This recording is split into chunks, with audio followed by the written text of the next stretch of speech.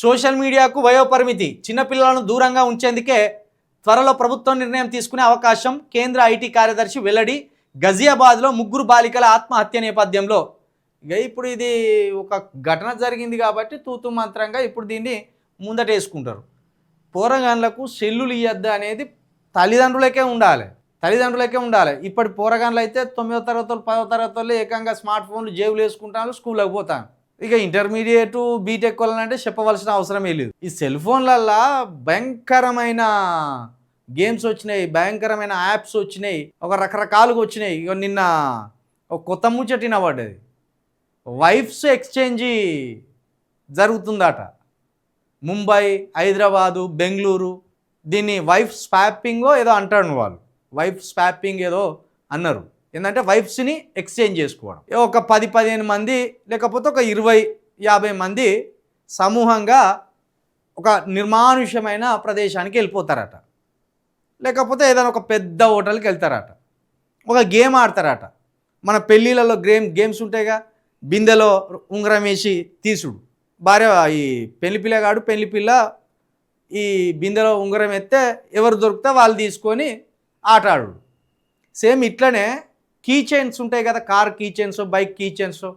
ఈ కీ చైన్స్ని ఒక బాక్స్లో వేసి ఇట్లా ఊపితే ఆ కీ ఎవరన్నా ఒకరు తీస్తే ఆ కీ సంబంధించిన బండి ఎవరిది, ఆ తీసినోడు ఎవడు. ఇప్పుడు వీడు ఒకటి తీసిండు, ఎక్స్ అనేటువంటి తీసిండు, ఇది వై అనేటువంటి ఆ బైక్. ఈ వై అనేటువంటి భార్య ఈ ఎక్స్ అనేటువంటి తోటి గడపాలి. వైఫ్లో ఎక్స్చేంజ్, ఇది వైఫ్లో ఎక్స్చేంజ్ నడుస్తుందట. ఇక నిన్న ఒక టీవీలో చెప్తాను, ఇంత దుర్మార్గం. ఒకడి వైఫ్ తోటి ఒకడు, భర్తే స్వయంగా భార్యని ఇంకొకటి దగ్గరికి పక్కనే ఉండి పంపడం.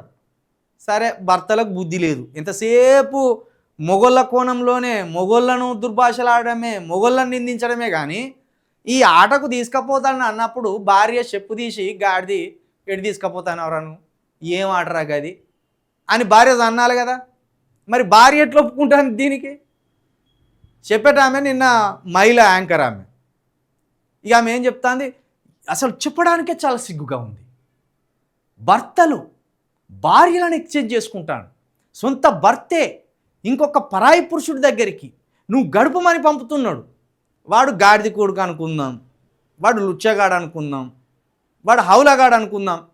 మరి ఈ భార్య చేసింది ఏం ముద్ర పని?